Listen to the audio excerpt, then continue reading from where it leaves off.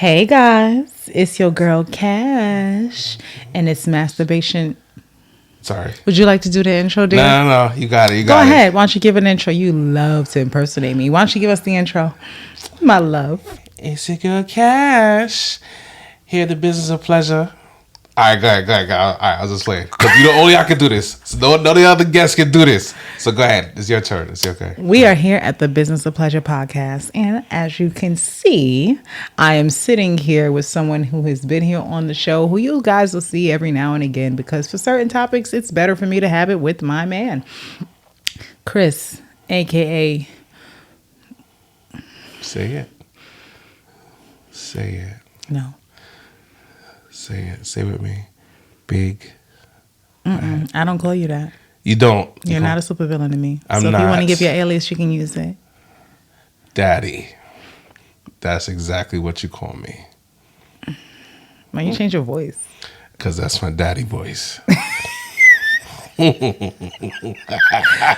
here with Daddy. Yeah. Daddy. Daddy. I don't know what that was, but okay, babe. And you know what? I'm sitting him here during the month of masturbation, May, because I want to kind of talk about a topic that I don't think is spoken about that much on the topic of masturbation, which is masturbation in a relationship. Mm-hmm. Right. So you see like all the videos and stuff that, joke about how sometimes a woman is finishing a job after the guy leaves. Obviously it's a conversation. Once you get together, are you masturbating as much as you used to? Is there, mutual masturbation between the two of you? So I kind of want to talk about it from a different angle. But in line with my outline, let me go ahead through this. Right. So I kind of want to talk about, just before we even get into that, the evolution of male pleasure solo for you. Like when you think about the first time you might have had a date with Pamela. Yeah. Right. To like now, right? Now that you're in a relationship, like what does that look like for you? Tell me about the first time you beat your meat. Yeah, taking me back to the going in Pop's stash. And for what, like magazines or something? No, he had tapes. So I found his stash deep in the closet, deep in there.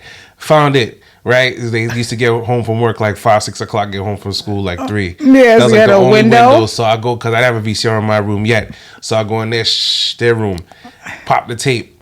And I didn't know about masturbation yet. So now I watch it and I feel myself get hard. But after a while, I would come on my own without touching myself. Really? Yeah. Hold on, Teddy. You ain't never told me this. I never asked. Oh my God. So then when I seen it. So you just used to watch it and you could get off just from watching it? Yeah, but I've never done that again. I was never able to do that again. Interesting. Off of just visual stimulation? Yeah, it even felt different. Like, because, you're overthinking now? Probably. Too much structure. You know what I'm saying? Let me not interrupt your thought. Sorry. But I was like, yo, this is not pee. This is something different. There's always that discovery. It was warm. It was making a mess. It was dry quick. You know what I'm saying? So then it graduated to me doing it myself, using the right hand. I'm right-handed. Then I couldn't get myself there, so I started using my left hand. You couldn't come off your right hand? No, so I used my left hand. What about the left hand do you like more? It doesn't feel like I'm tickling myself. It's less control, so it's like a lesser form. So psychologically, you need to feel like you're not beating your own dick. Yeah. So I have to use my left hand. Okay. So my left hand's grip is a little stronger than the right, but don't worry about that. So anyway, I used to always do it dry. Mm-hmm. And then, I don't know why. It's dry. No lotion, no nothing. Really? Dry. And you would get off from that? Yes. That explains so much. God, there be times that I have went to go and just touch him with just my hand, right? And he would have this reaction that I would, in my head, be thinking, like my hand is not moist, but here, meanwhile, you over there like in heaven. So dry versus a wet hand doesn't bother you as much? Because I remember early on in our relationship, you also said you don't like pussy that wet. Because a lot of times. Not that I'm dry. Let me say that for the record. Nah, you're ridiculous. But we're not gonna talk about your water park. Don't. We're here to talk about water parks. Period. I get it, but you don't want to lose your thing on YouTube. So anyway, it was like always like you can't feel it. You lose. I'm sorry, because Stupid. how you say that and just keep talking? Oh, we're gonna lose our YouTube. What could you possibly have to say? Nah. We'll come back to that. Go ahead, darling. I'm gonna say this. I want to know. Nah, but Praise kink me. when women talk about how wet they are and it's dripping on the floor and all that kind of business, I'll be like, because I'm like, yo, you can't really feel nothing. Too much lube, you can't feel nothing. So you know what's so funny? That statement. I just put up a video on my Instagram educating about female anatomy and pleasure and how when you get wet, so some people think they get wet, they get looser, right? And one woman was like, oh, so that's why you don't feel nothing. So I want to tell you from a woman's standpoint, when it's too wet, it also doesn't feel as good to us. See? So when women... I can't speak for all women, but for me, I need to know that it's present. I don't know how to describe it, but sometimes if it's too slip and slidey, Too much. it just feels like, It's too much. what's happening here? But then it's like... But I didn't know men could have that experience too. There's so much things that men are not allowed to say. And they can't say, yo, I like moist. They can't say that. They have to say it. So you feel like if more men feel like they could say it out loud, they would say it. They would tell you, yo, like your pussy too wet. too wet. Like you can't say that. You can't say that. You can't. There's just certain things men just can't say. That's funny. So I just say moist and then let your imagination do it. But too wet, dripping is like a little bit. Because you want to feel, you don't want to feel the pain of friction, but you Right. want to feel. You want to feel something. You want to feel the texture. You want to feel the. You want to feel the every texture. You want to feel single the skin. ring. Yeah. You want to feel the flesh, lubricated flesh. Every vein. Right, but you don't want to feel like just slide around. No. So does it make you feel looser? Yeah. You feel like Interesting. you can just put your whole hand in there when all this lube. Like might I mean, as well. children do come out. Exactly, but then when you reduce it a bit, and it's like the right. There's always sometimes too much is. It's almost like, so you like Goldilocks with the pussy. Like this one is Just too right. this one is Just too right. this one just right. And here we are, Mrs. Just Right. So the next question. But hold on, but let me finish. No, I was finish what you're saying. I will give you credit because we always talk about lube this and bedroom candy this and cherry vanilla this and whatever. So I started. He talks about cherry vanilla this. I just want you guys to know that that's his thing. That's the That's thing. his Then I used it when you was on those trips and you went away. So that I used the cherry vanilla to masturbate, and I was like, oh, now I'll never do it dry again. Really? Never. So in your grown man years, like, okay, 40. we about to let y'all in our business. That day when we had that first FaceTime, so before we met in person, I was dry that day. we talked on FaceTime for like 7 hours. Yeah. And it ended that night with mutual virtual masturbation. Oh, full circle. Anyway, so, okay. We ended up mutually masturbating. I had a couple toys I was testing out. Yes, you were. And I was like, oh, let's see which one. Da, da, da, da. And he was on the video call, just him and Pamela. Yeah. Or whatever. You was masturbating dry that day. Dry. Huh. Having a great time. I know. I was, I didn't know you was doing the dry that day. Now? Oh, no. Get the cherry vanilla. Whoop. Let's go crazy. You know what I'm saying? Really? Okay. Yeah, so it's You learn life-changing something every shit. day. When you don't know, you don't know. Have But you ever then used Sidekick without me? No. That's so interesting. So, guys, Sidekick is our sleeve, and I'll insert. No, I might. Hey. Huh? All right. Good idea is a good idea. I was playing. Sidekick is our pleasure sleeve, and I had you on the business of pleasure with me with Sidekick. Remember when I demoed it? I'm gonna insert that demo for you guys, so you guys could get a little flashback to it when I did it on it because it was hilarious. Had you breathing all hard in the camera?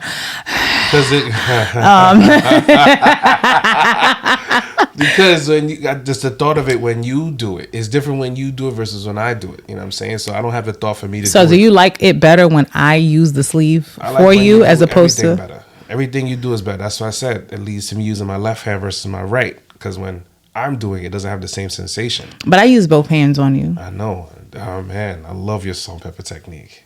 Do that thing. And I was like, I don't. It's so funny. I feel like basket weaving is so mainstream. Oh man.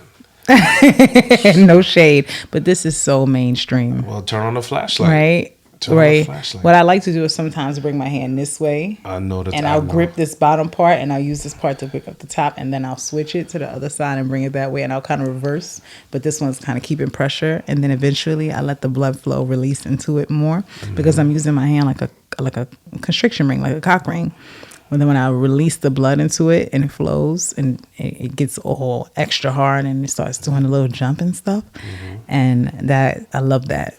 So I like doing that. I also like running the palm of my fingertips. So if this was you, I like running my fingers along the bottom of it and just kind of giving that little massage Stroke and them whatnot. right, baby. Yeah. Stroke them right. Anyway, I love every song on your playlist. it's I love it. Greatest hits. Well, continue. you so annoying. You so annoying. Go ahead. But I guess what I'm saying is, so you found that things that you do by yourself, right hand, things like that, dry beating. There's a lot of men who will come at you for that. I know. They be having a lotion and this. I'll be like, for what? Now I'm like, oh, I get it. You know. Then it's like you graduate from the lotion to actual lube. If you really want to get wicked, that's when you take the silicone. But that's the surface. Don't worry about it. No, I mean, if there ever was a time, what's your go ahead, give us your masturbating techniques. So you had it left around, Uh-huh. and I was like, The silicone lube you talking about? yes, in the second drawer in the office. I was like, Oh, that's where it is. I've been looking for sleep. You got it in the office? strike this on the record. So anyway, I can't turn back. That shit is great. Okay, this brings me to another question though. How much beating you doing when I'm not around? It's not often.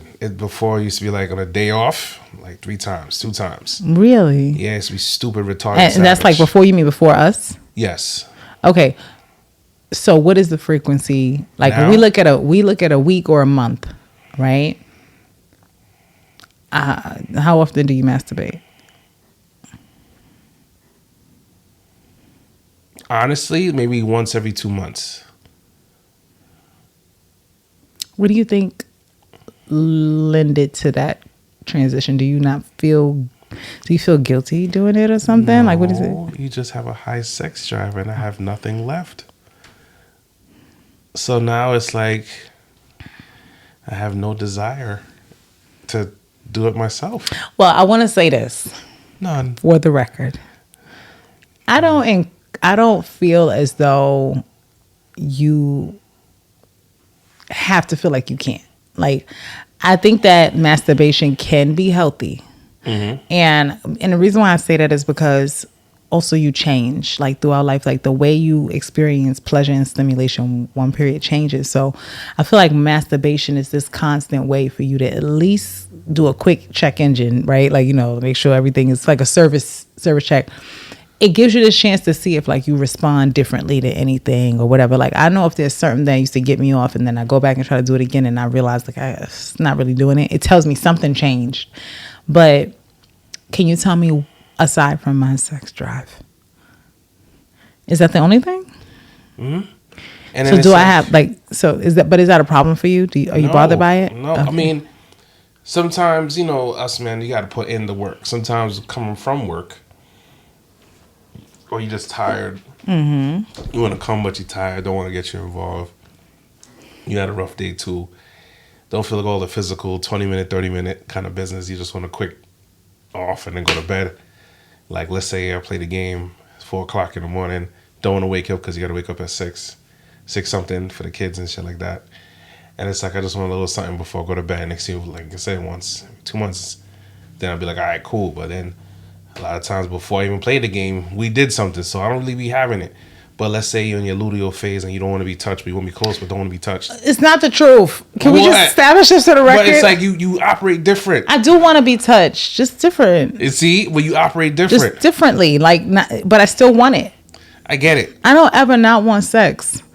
That's why I don't be having nothing left. And let me say this, like, for clarity, right? What I mean is, like, it's very rare that there's a point in which you might be interested in it that I mean, like, nah, no thank you. However, I'm that way for a reason. One, I enjoy it. I enjoy sex with each other. Right. But when I do say I'm not in the space or not in the mood, I want that to be respected. And because I don't often have that as a thing, it's like if I say that, then it should signal for you something different, because it's very rare that I'm not willing to have sex. So wait a minute, you don't want to be my vessel? What are you talking about? You don't want to be my vessel for pleasure? Why would you say that? I'm saying, yeah, but I'm saying...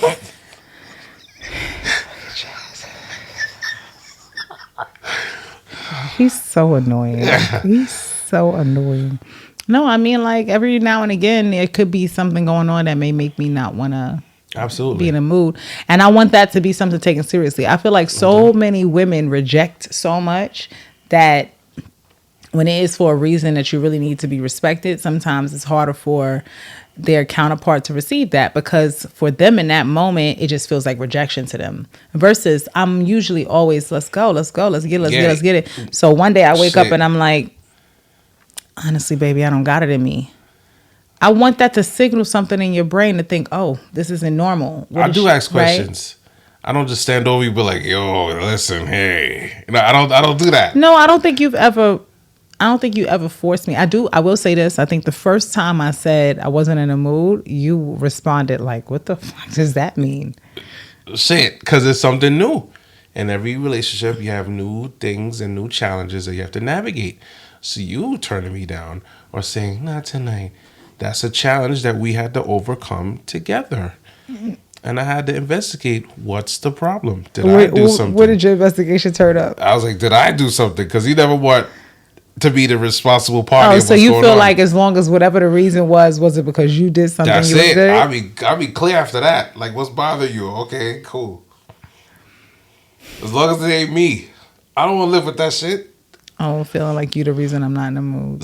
That's the worst feeling, because imagine you talk yourself out of it, you do something to piss your partner off, and now they looking at you like, yo, and they don't want to fuck with you, you know what I'm saying? And he's like, yo, damn, I fucked up the mood? We got to turn the red light off? Damn, shit. Versus, oh, yo, they messed up my order with DoorDash. I don't feel like it tonight. Oh, all right, cool. I ain't never. Why would you go with the DoorDash example? It'd be like, yo, it'd be something that pisses you off. I have never, ever declined sex because my DoorDash order got messed up. Yo, it'd be like, I can't stand you, yo. It'd be like, yo, it's something that pisses you off. As long as it ain't me. That's my biggest thing. Why would you use DoorDash? Because we can fix it. We can fix what's going on, you know what I'm saying? Give you space.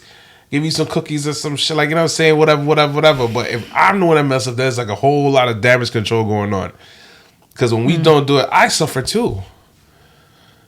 You more likely to yeah, because I gotta be having shit going on, working, and then tired, and then, you know what I'm saying? Well, most people may not realize is that, like, I think both people have their times with it, but it's so funny because in the situation where someone's saying I'm not in the mood, it's more likely to be you than me. Yeah. In our relationship. Yeah, but your libido's ridiculous.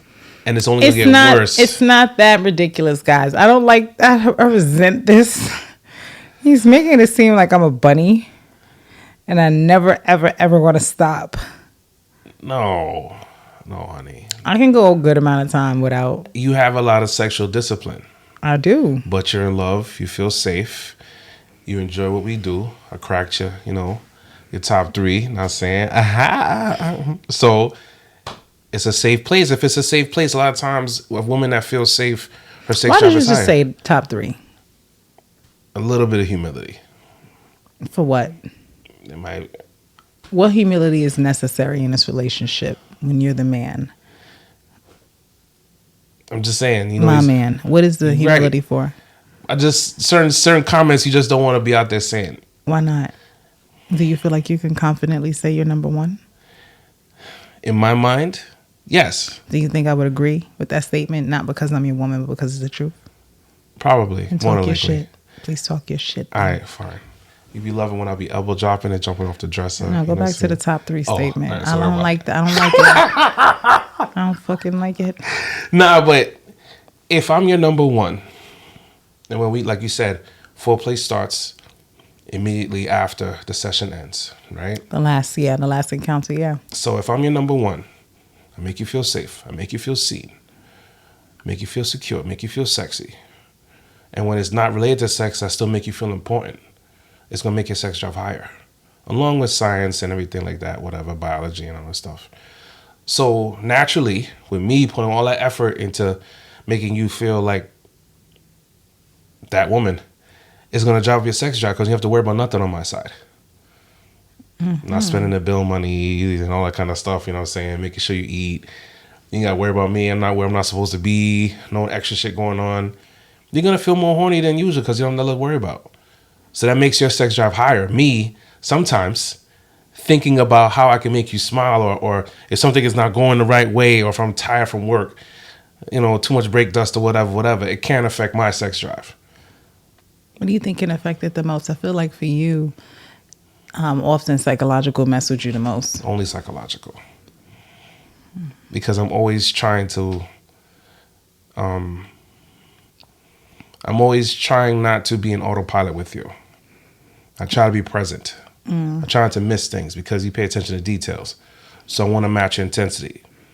I want to make sure that I'm here. So a lot of times I have to turn my brain on because I've been having my brain off for such a long time. I'm even just existing but not being present. So now it's like if things don't go right, I want you to get the best. So I'm always thinking of ways to get the best. And when something's affecting the best, sometimes I'm a little hard on myself. And I can admit that. When I'm tired or whatever it is, and now I'm like, yo, I got standard stuff to keep. I don't know if I got the energy to keep up with the standards. She gonna want that top rope move, and I ain't got energy to go to the top rope today, babe. I ain't got it. And I'm thinking about it like, yo, I really can't get to the top rope. I'm tired, man. Work 16 hours. You know something? I burned a little too much money in the check, and now it's like, yo, damn. Like, yo, I don't know how I'm gonna eat tomorrow because I wilded out on Amazon. He's stressed out. And like, yo, they had this PC. It's never a day when you have to wonder how you're gonna eat. So please don't ever make that statement in my presence again. It's an insult. I know, but you know what I mean, though. No, but I understand what you mean. Where you feel like you might have, you made some decisions and now next day so you haven't ever regret. Yeah. And she's like, come on, babe.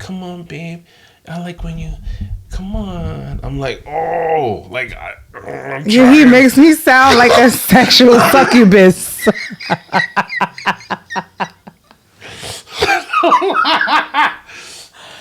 Nah, I mean, like I said, you're a happy woman, and I make sure you're happy, so it leads into other things.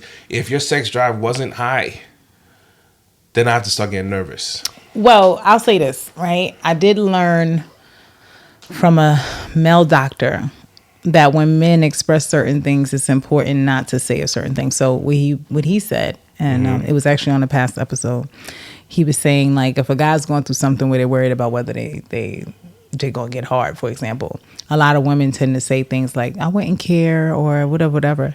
And he was basically saying that, like, that doesn't always help, right? He 9 times out of 10, what I've also realized is y'all don't believe it anyway.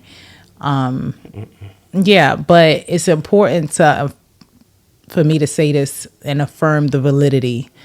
I can understand the pressure. And I can understand how that pressure could potentially make you overthink and therefore impact performance. But there is one thing I do want to say. Okay. I do feel like you think I expect a certain tier of dick or sex or whatever all the time, when sometimes I don't even have it for that, right? But so I want a little something, a little something.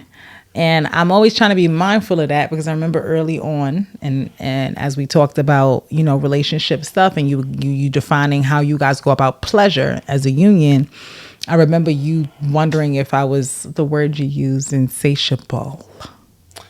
I remember those days. Yes, he was like, I don't know, I feel like you might be insatiable. And I'm like, we're in trouble if we don't want it. We're in trouble if we want it a lot. Like, what do you want me to do? So I've always tried to be careful about like how I respond to stuff, if you in the mood or not in the mood or whatever the case is, because I realized like if you're not in the mood and I have a certain response, it could it could actually create a negative. Like if you feeling like, yo, like if this is now, what am I going to do in 10 years? Do you ever worry about stuff like that? No. You think I joke a lot. A lot. Yes, we know. I have to live with you. Just in case the video doesn't catch it. I joke a lot. Let me stop. But all jokes aside, you don't make me feel uncomfortable. If I don't have it, I don't have it. And you respect the fact that I don't have it. Can't not have it tomorrow. But today, I'm allowed not to have it. Because if I don't have you would think you could get 2 days off? You see what I'm saying? How he always throwing some shit in there? Yeah, he'll say something mad sweet. He'll say something wild kind, and he'll be like, throw this little sub statement in. Okay. Nah, but you don't make me feel uncomfortable. Okay, that's good to know. Like let's say my leg hurting, I'll be trying to front. You know what I'm saying? And because it does come, like the pain comes back from time to time on my left knee because it's back and stupid. But you don't make me feel uncomfortable. You alone don't give me performance anxiety. You don't do that. You don't make me feel like I'm pressured to do something. If we don't have sex or else, you know what I'm saying, she's going to take a walk outside the house or something. You don't do that. If, like, even in the hospital, you made sure I was all right. She was like, oh, Nurse Kinky. Like, you always make sure I'm okay first. Okay. And that's very reassuring because I don't never feel pressured to have sex with you. So when you have it, you want it every time? Every time. Every single time. Okay, but you just basically don't feel as influenced to touch herself these days is basically it. So wait, every 2 months, that's 6 times a year? I don't do it like I used to. Do you think I masturbate? Not like you used to. You used to have an arsenal in with the blue light specials, arsenal. When is the point that you think that I might have slowed down in... When we moved in together.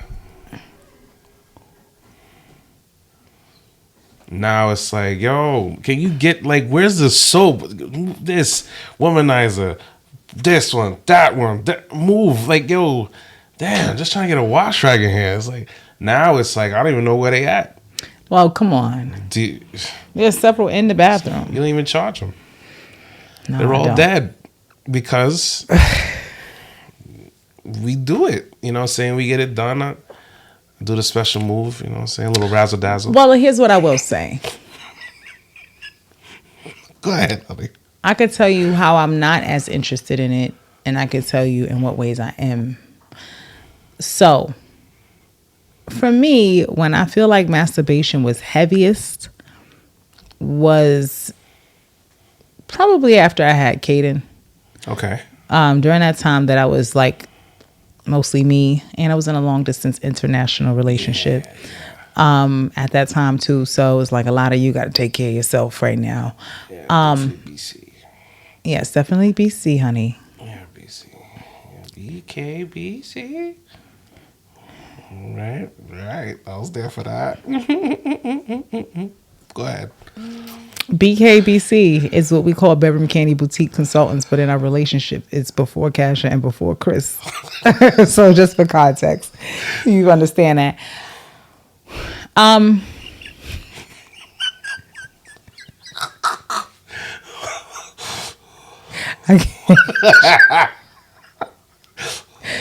No, but I would say this, babe. Like, I feel like around then, I realized that it's very easy to call the wrong person at that time when you get a little whatever. So that's one of the reasons that I'm like, no. I need to feel comfortable not making a call, because look, it's definitely what I learned, that giving access to my body, even by an ex, because I never really called new people. I was always like, even if I'm calling my ex, they basically are getting access to something pretty goddamn awesome, pretty goddamn great. And with pretty goddamn awesome. Go ahead, honey. But I feel like they ain't have to do nothing but be available. Right. And 9 times out of 10 afterwards, I would probably feel like, I wish I didn't call, or I should have just left that where it is. So that's one thing. But also, I'm at the time, I wasn't living close to, most people. So I was in an area where I didn't really have interest in a lot of the people and all that kind of stuff. But, on a day to day, I knew that like coming kept me stress free to a degree. Like I got a lot of stress relief from an orgasm. And I couldn't allow that to stack. Like I couldn't allow stress to stack and not get off. So I started to kind of venture into that. But also I didn't used to really enjoy internal toys for a while. I don't think I started enjoying internal toys till closer to 2020-ish, 2019. That's kind of recent. 2019, yeah. Recent-ish. Like, yeah, even when I would use them before, it needed to be accompanied by something else. It couldn't just be that. It would have to be inside and outside? Yeah, I needed external stimulation. I couldn't get off from just penetrative anything. Is that common for women to just have like the orgasm with penetration alone? With the toy, yeah. It can happen. And today, I'm not that person anymore. I can come off of just penetration. But back then, no. It took me to like map my body and notice like what I responded to. Like, what do I not really like about this by itself or whatever. And so I think that was a big role. So I kind of wanted to shift that or like try to open myself up more. So that's when I started using more internal stuff. The vibration would help and stuff like that. So I was like, okay, maybe I don't hate it or whatever. So I think I got my own curiosity about like what many pathways I could to having an orgasm was there. And I was learning all these things about myself that became really useful now that I'm with you to be able to let you know or show you what I like too. Now, I don't have that much discovery that I'm looking for. Like I'm very fulfilled in that area. I don't feel like my sex life is missing anything. And not just from that, but I also feel like I learn the most about myself also in our partnered experience when we're together, because sometimes, I get this perspective of what I'm feeling, but you can see reactions that I may not see, or you can notice certain things. So you picking up on that and choosing to use that information and taking a certain way, it actually possibly teaches me something more too that I may not have realized. Like, oh, I didn't know I really did that. Yeah, leave it to me. But I think also, babe, I like the idea of mutual masturbation more than solo. So I would enjoy masturbation more if you were watching me. Okay. Right? I like cum shots. So me watching you also would give that to me. Only thing is that just a little clause right here. Mm-hmm. Write this one down. I do want to see it, but only on the days that like after you come, you ready to go again. Because I'm going to be a little jealous if you nut and I feel like I ain't getting none of that last force dick before you nut it, because that's a different kind of whatever. But honestly, aesthetic, I like seeing it. I like watching it ooze out. I like all of that kind of stuff. So, like if you're coming on me and I see it or whatever, it does something for me. Well, with that request, when I'm testiculating, I'll take care of you. Testiculated is the word that he created for the male version of ovulation, by the way. So when he's got the peak performance days, he'd be like, honey, I'm testiculating and all that. Like, come here. Like, come here right now. Lock the door. Or he'll just come in the room and close the door, and I'll hit a little lock because we got electronic door to beep or whatever. And I'm like, at that point, I'm like, how would you like me? Towel on the floor. Like, you know what I'm saying? Move. You know what time it is. Just a different situation. Sometimes he comes in the room and closes the door, but he got a different look on his face. And it's like, time to do my job. I'm a little tired today. Don't try to play yourself. I don't do that. Oh my God. He'd be like, time to pay the piper. And time to pay the rent. Shit like that. I guess I want to play some games tonight. Give her something and shut her up. You know what I'm saying? He will definitely try to get me out the way, like get me off so he could go and be in his own world. Yeah. And for me, honestly, I have no issues with that plan. I don't. I have never left without.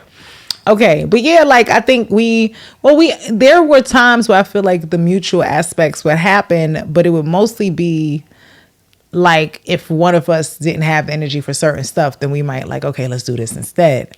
Like, Yeah. you know, but it does feel like sometimes I think we could do it more. No problem. I feel like you could probably also learn a lot from watching. There's a lot of benefits watching a person masturbate I agree. because they know exactly what they're going to, right? So even down to like something as simple, if I'm using a toy, just you noticing like what setting is on, and then when I press the button to go up, because I don't start on a high setting. I start the toy off on a base setting, or go up like let's just say like if it's a toy that has 7 or 10, I might go to like level 2, and then little by little I'll go up and I'll go up. What you don't know, or some might not know, is that it's my way of not only challenging myself, but training myself to take more and more intensity. Now, going on what you said, you're not always that way. That may be one of your features. It may be one of those things that you do, but that's not always that way. It depends on the time of the month because you have different levels of sensitivity. I'm still trying to map that down on when you're the most sensitive versus when you're the least sensitive, and you could take like the friggin' mic drop versus like the little one. You know what I'm saying? I think luteal is I can handle more. Okay, and then folliculating. If I'm in my follicular phase, I'm a little more sensitive. I think, yeah. Ovulation, I feel like while it is peak sensitivity, it's also peak go get it energy. Yeah, Jack, you want the So the side of me that's like, yo, come get, like, yo.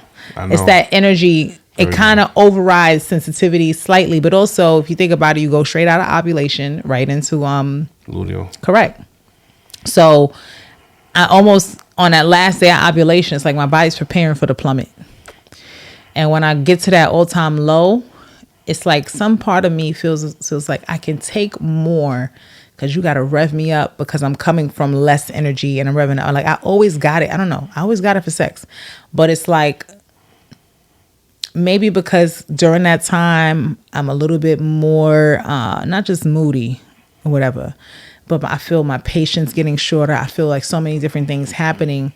And when we're having any kind of sexual interaction in that moment, none of those things exist. See, the thing is, most women have this issue of not being able to turn their brains off for sex. I'm the exact opposite, because I walk into sex and I don't think about what.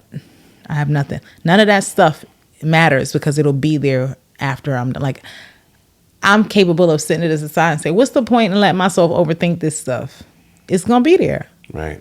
And nothing I can do, if I can't do something in the next 5 to 10 to 20 minutes to change it, why am I going to let that obsessive thought get in the way? But I find a lot of women, especially a lot of my clients, have a hard time turning their brain off to dial into sex. And also, it's a man thing too, apparently, but a lot of guys aren't as honest about that part. I'll tell you this. What's funny about you was one of those unique Kash things. The more stressed out you are, the more anxiety you have, the higher your sex drive. And now it doesn't become a want, it becomes a need. And then the more stressed out you are when you have that, I'm going to be a little adventurous, when you have that somatic release. No, you stop. I gotta look it up later. But the somatic release? Yeah, I don't know what that is. But I think I have an idea. So let's go with the if you had to describe what you think a somatic release looks like on me, what do you think that looks like? Because maybe you know and you just don't realize you know. Maybe the change in temperature, the crying. I think the body shaking is a little cliche, but it just feels like more powerful. Like, you mean like a person's body shaking because they're coming is cliche? It seems cliche. Like, my hands are shaking. That seems cliche, or your legs shaking. But we talking about. I mean, it happens though. It does, but it just seems cliche. I mean, like everybody does that, but I'm talking about. I don't think everybody does. I don't think everybody has body shaking, earth shattering sex. Like a lot of people wish they had that quiver, but often the body shaking, right? So think about it. You're having sex. Mm-hmm. Temperature is naturally going to rise, right? Because in order to drive up arousal, you have to drive up blood flow. What do we say when I'm getting hot? Right, yeah. We define Say it again. getting horny as getting hot. Getting hot. All right, go ahead. Sorry. Unnecessarily sexy. Go ahead. He's always doing this. This is like his side thing he says when he feels like I do something that's sexy, but I'm not, it's not necessary. But he's like, oh yeah, but then it's like, what do they say? I'm getting hot. Because that's what people say. Like that? Sometimes, yeah. Like, oh, I'm getting hot. Like people say it like that. Like, I'm getting horny. I'm getting hot. I'm getting ready. I want to get going. You know what I mean? Hey, baby, go ahead. Continue. You so annoying. No, but it's like you get hot. Yes. Literally. When a woman is ovulating, a lot of you might not know, but one of the easiest ways to tell if a woman is ovulating is just taking her temperature. Your temperature rises during ovulation. By how much? So like you could be a 98 degree regular, it might be on 100. It might be a little, you'll notice that you're significantly just a little warmer, and vagina is a little more moist and everything's a little more wet and everything's feeling like, I'm in heat. What do we say about cats and dogs she's in heat? So I thought that was just a cool thing to say. See, the actual remember when I change. said that a lot of the sayings that we say are not really sayings? This is one of them. You're literally in heat. That's why during sex, people sweat, they get hot because you're exerting energy. And then you're powering up and all of that. But just sitting there at just hot, son. So let's think about it like this. If that arousal for you and me is both a drive of blood flow to our organs, right? Yes, if I sat here and I kept doing this over and over, right, eventually my hand would turn what color? Red. Because I'm getting that stimulation of bringing blood here. Mm-hmm. Also, though, not just that it gets red. When you touch a site that was hurt or hit, it tends to feel hot. You ever noticed that? Hot. Right. I'm just honest. Have you noticed that? Give me a hand. Let me see. Give me a hand. It feels hot. You want to be serious? No, he don't take nothing serious, yo. Babe, think about it. Like whenever you touch, like notice a burn. Notice how that area gets red because blood is being sent there. Mm-hmm. The area locally is hot. That's why when they taking your blood, what do they do? Tie constriction around the arm. Just like, let's think about this with our penises, guys. You stupid. Because what a cock ring does is the same thing. See your arm as the penis. Mm-hmm. They tie this constriction around it that traps the blood on the end, and then they start to agitate. They'll do that because they're trying to get the blood to rush to the vein at the entry point, so that when they insert the needle, there's a good chance that they're going to get a good vein. They're going to be able to see the veins more, because the more you hit the area, the blood flow is going to get stronger. So let's put it like this. Pounding pussy is hitting the area repeatedly.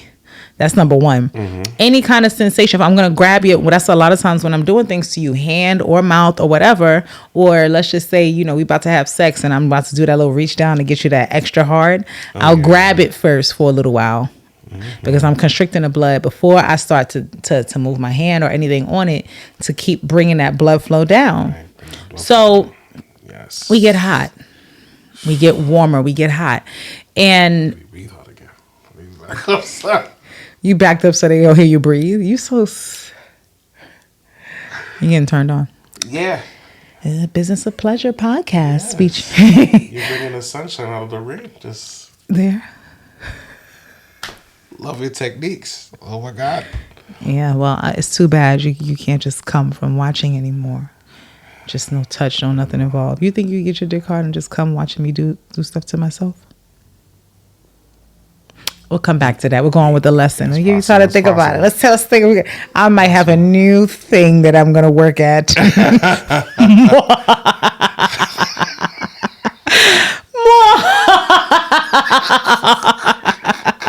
I cannot wait to get him back home. Oh no. I'm going to see what we can do with you. No, I'm so scared. Oh, you should be, dear, because I'm going to destroy you. Oh my God. Please. No. You're going to have to be a little more believable than that for me to actually feel like I'm asserting control, babe. You know you got it. You got it. He don't even fight back in the least bit. Hell no. And I sit down. He's like, oh, okay. Big smile. I'll be like, oh, she's going to do the podcast thing. He'd be like this, huh? The podcast thing.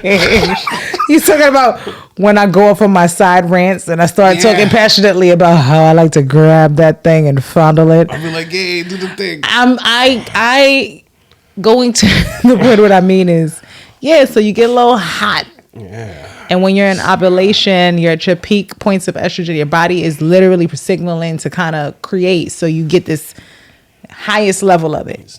But after the body takes so much energy for a woman to do that, and so you step into the luteal phase where you experience that drop. Now this is stuff that is applicable to a woman before she goes through menopause, or whether she's had what we call a medical menopause, medically induced menopause, which is usually if she's had a full hysterectomy, because getting a full hysterectomy basically puts you directly into menopause right away. You don't have those organs. I mean, not just the organs, but the sexual function. You're not having a period. You're not doing all of that. Stops. Stay learning stuff from you instantaneously. Stay learning about. So it's like a medically induced version of menopause, because your body is gonna go through that stuff a little sooner, or after the procedure. So. But for some women that could be, doesn't mean that you might not still experience hormonal fluctuations later, but typically when you don't have those vital things going on in the body and you're not having these regular cycles, your body is not differentiating as much in hormone levels and X, Y, and Z. So now it gets a little bit more simplistic, which is why sometimes the older ladies be, you know what I'm saying? They'd be a different kind of heat they in. Name one thing about me since you got to know me these 3-4 years that surprised you. Something that surprised me about you. That you did not see coming. Personality trait, skill, ability. No. There's a level of open-mindedness that you have that I didn't think you might.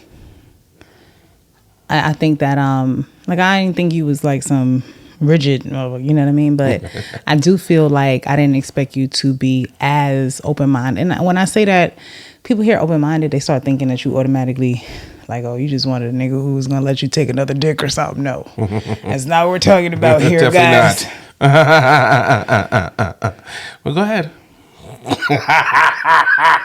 Go ahead, honey. I want to you see the shit I'm talking about? I think that what I mean is not just like in a physical or sexual realm. I mean overall, like open-minded about many things. Like there's a lot of conversations that we have that the average person can't have. And so that's one. That's one for sure. That came with time.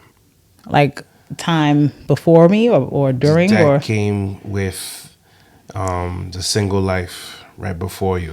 So that's one of those things, those features that got added that even I didn't know about, because you get open up to a different kind of world and you start to be like, you know what, let me listen to different arguments and things that definitely went against my previous mindset. I don't have all the answers. I am not the gatekeeper of what everybody likes or what everybody's into. Mm-hmm. So once I learned that there's different ways to do things, listen to people opinions and experiences, and not everybody doesn't have the same experience with everything. And once you learn that, you sit back and have a different way about thinking about things, different way about doing things, and you're more receptive. And then you find out that your way plus other people's way can make the best way. Okay. Same question then. What surprised you? I didn't know how resourceful you was. Time and time again, I did not know how resourceful you was. And it's like, I'm a soul survivor. You know what I'm saying? It sounds like a cool little gimmick until you see it in action. It's like, oh. What's something I did that was resourceful that wowed you? The gummies. When oh my God, stop telling this story. Stop telling people this. Like that. It's like one of the hottest things you've ever done. You got to explain it. All right. Sorry. Oh, yeah. Because I'm bad at the storytelling, right? All right. So, wham. So you kind of suck at it. You had we had the gummies in the car in the summer. The edibles, you know, You didn't have to know what kind of gummies, babe. Just keep talking. Let's just say too much information. So, the gummies in the car and they got melted.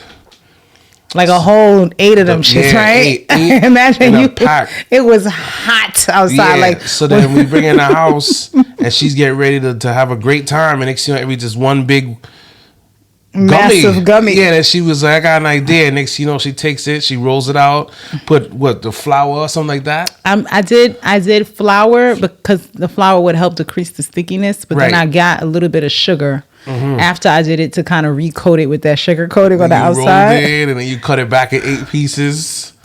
That was amazing. The thing that he's most proud to taunt in my resourcefulness is how he likes to call me a trap queen, and in describing a scenario in which it makes me seem like a drug dealer. And then you get the speaker over the head, you know, saying like the meme. He said, hello. It's a pretty night. I was like, yo, you killing it, son. But overall, just very resourceful. Every time I have a need or something like that, you think that we like SOL, you know what I'm saying? And then you come up with a answer to the problem, come up with a solution. Just got to give you 5 seconds. That's all you ever need. 5 seconds of silence. Well, you know, That fast. And then you see how fast that was? But it has to be quiet though. It can't be like, yo, baby. Then you gotta be like, I got it. But like, oh, like, yo, that's hot, son. And that's Dixie Lord, you solved the problem. And everybody's like, wow. You know? it's crazy because he's shading me while he's complimenting me at the same time. Because you're going to throw in a little detail like, can't be no noise. Can't. And I think that's amazing. You don't think I can think through the noise? Not all the time. Because of the ADHD, LED. You want to know what it actually is? It's not me not being able to think. It's OCD. actually my intrusive thoughts rushing in. Shut up. Sorry. Son of a bitch. I hate you still throwing out letters over there. You know the action. Keep going. You an asshole. A little bit. Nah, but it's like what happens is when I'm in that thought process, people can annoy me easier. I might not say it out loud, but my intrusive thoughts sometimes almost slip out where I say the thing that I'm thinking, and sometimes that's not a good thing. Interesting. I just learned that. Didn't know that. Yeah. But, So usually when I'm okay. telling people to stop, it's because it's annoying when someone interrupts your thought flow, right? But it's annoying to me also if you can tell that I'm in deep thought and you do it, that it's like, not you specifically, but a person. Absolutely. You know, and I'm like, okay. Now, there are certain people who have patience thresholds for that are higher, so I can deal with it more. But if you are not in that category and you do it, I'm more prone to be like, But so it's amazing. Yeah. It's definitely one of your strongest traits too. Because we could talk about your traits all day. We don't have that kind of tape. But your resourcefulness is ridiculous. And it's like you would friggin' use Cam Scanner or something like that, some kind of program, because you know you work from home. So you have all these you have all these apps and resources available. And it's like Cam Scanner, I'm not that bad. But you know, it's like it's always something. It's always like, yo, I'm gonna put in a GPS. I'm gonna ask this question. I'm gonna hit up Chat GPT. I'm gonna something, or I'm gonna take this screwdriver to do whatever. Like MacGyver. It's always something. We was at the party and then couldn't close a drawer. Then you happen to close a drawer. Like, you know what I'm saying? You always do that kind of thing where you make something happen and no one's seen it coming. You know what I'm saying? I'm about to go to work. I got 20 minutes. You make a meal out of something that you find in the cabinet and it's like the best ever. You know what I'm saying? Well, I will say that part, yeah. Like, unfortunately, but fortunately, a lot of these things come from poverty. You repurpose things. Sponsored by poorness. Oh my God. All right. And having to figure it out. But I've always said, like, I've always felt like that was one of the strongest tools of being a black person, period. Right. Like, we have historically always took nothing and made something. So a lot of people open a cabinet and they see what they don't have. I see what we do have and I figure out what can we do with what we have. Because a lot of times people, when you condition yourself to only operate from that, first of all, you operate from a mindset of lack. I'm just going to pay attention to what I don't got. I can have a half cabinet full. So that's the first thing. But I think the other part of it is that, to me, it started with, thinking about like, oh, a Jamaican person took cornmeal, made porridge. You just think of grain. Right. Turned into one of the most, like, most people, you sip the right porridge to take you back to your childhood for some people. You know what I mean? So to me, I've always been in a family who knew how to create things out of those type of things, but also handy and all that type of stuff. So also where it goes to the next level is you gotta be out of the fucking box. Like, if you only look at the thing and say, I need this and I don't have it, as opposed to saying, what do I have that could comparably do the job or maybe even do it better? Right. That's how I don't have time to focus on what I don't got. I will tell you that is very inspiring because I always commend you on your intelligence. So it inspires me because I'll be on autopilot all the time. And now I'll be like, if something comes up or something has to be done, I'm thinking, stop, try harder. What would Kash do? Why does everybody develop a what would Kash do? Because you have this way of doing these things that people wouldn't think of, at least initially. You be using like 11%. Everybody be chilling with 9, 10. So now when you start doing 11%, you start levitating a little bit. And I'm just like, but when you talk about my brain usage, yeah, you be using like 11%, and it's like, I never would have thought about it. And it happens time and time again. Even getting things out the car. You know what I'm saying? Everything done on one trip. I use brawn, you use braid. Now you put in a bag on top of a bag on top of this, stack it with and I'm like, damn, I'm just thinking mass shopping bags. And you're like, no, just one shopping bag. I'll show you how. And I'm like, well, let me ask you a question. What did you think I had to do before there was brawn?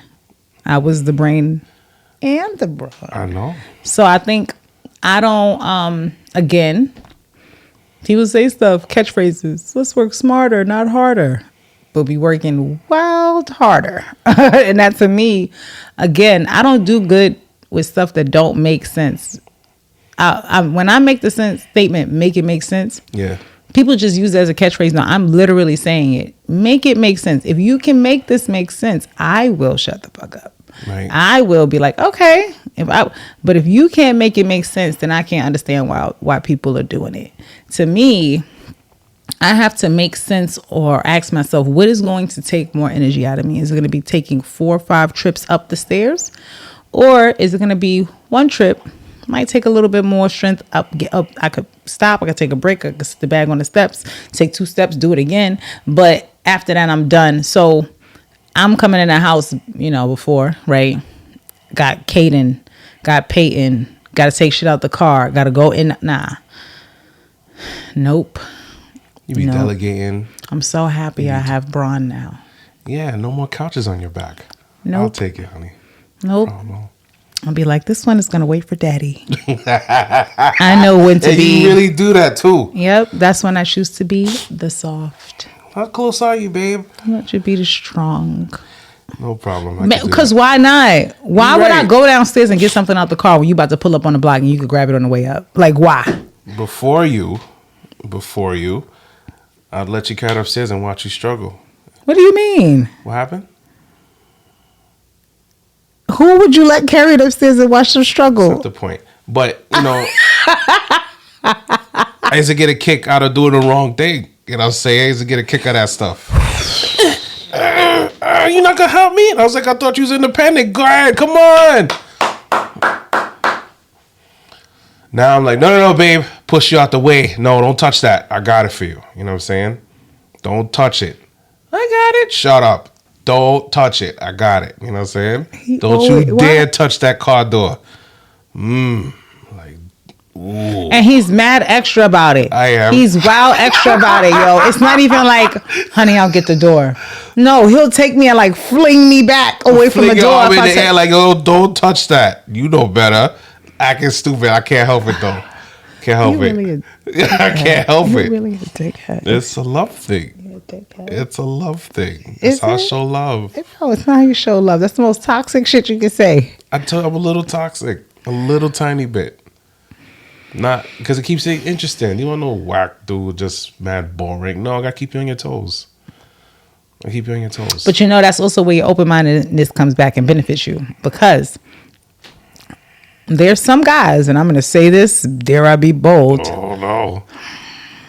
There are so many men who have women who are lethal weapons if in the right, like these women that they don't ever get to see it because they're so busy suppressing her, right? Like, or out of ego or whatever. Meaning, okay, if we have in a certain situation and we run into a obstacle, there are some men who I'm like, well, maybe you could. And they be like, shit, I got it. They want to be so, I got it. That she might have had the best idea, the best solution. They don't want to even hear the thought because in their head, a part of being in the dominant role is more so about being the loudest in the room or being the person with the most control or all those type of things, as opposed to realizing like you chose this woman just like that woman chose you. You had to have things about them that you clearly saw in them that were positive, and I'm hoping that extended beyond their aesthetics, right? If you think you got a smart woman, why would you not want her to be smart? Plenty of mistakes I made early on with that, because as a man, you always try to be stoic, you try to be strong, you try to be the one that's in charge, whatever. So then when I start carrying things out, and I think I did such a great job, you know what I'm saying? And you be like, you coming through with an idea that could have been used. Like if you would have told me, I would have, and I'm like, I got to stop doing that. And then next, as time persisted, when I'm about to hard charge into something, I stop and I'm like, wait a minute, let me consult her just in case, because sometimes people just have a better idea. Or they have a different way of doing things, you know what I'm saying? And your tendencies tend to really lead the way a lot. It's your first thought, it's your first impulse. And a lot of times it's like your go-to idea. And it's not everybody the same way. Or everybody doesn't feel the same way, or they go about it the same way. So then when I start consulting you with these kind of matters, now what's your first impulse? And then now you have the intelligence not to always go by your first impulse. You try and put everything on the table, and we go with the best tool for the job. We got the best idea going forward. It's not like the one size fits all, because sometimes like us men get caught up in that trap. Like we're just gonna go forward. That's it. Yo, my will is stronger than that. Whatever. And sometimes people try and pretend they're playing chess, but they're really playing Uno. You know what I'm saying? Real simple. You know what I mean? And it's not the strongest idea. This is not your forte. You don't have no experience in this. And I call you a blue belt because you just happen to have an idea related to something you've seen on YouTube or a life experience that no one would think you have. So a lot of times I consult you and I don't feel no way about it. There's no ego or pride about it. I just be like, yo, my girl's a smart one. Her IQ's crazy, you know what I'm saying? There's some strengths that you have, and there's some strengths that I have. So when it comes to my strengths, you know what I'm saying, I might beat my chest a little bit. But when it's come to you, you got it. I'm not afraid to say that. Okay. I can take that statement better than the other one. Yeah, you because got I didn't it. really like the other one. Nah, you got it. Because sometimes us men be on some like, yo, you're just a woman. Shut up, yo. Honey, do you need to rinse your eyes? Eventually. What's But eventually? soon. What's soon? In 10 minutes. Honey? What's up? Is it red like my shirt? No, but you should just I will. go rinse your eyes. All right, fine. You're the boss. All right.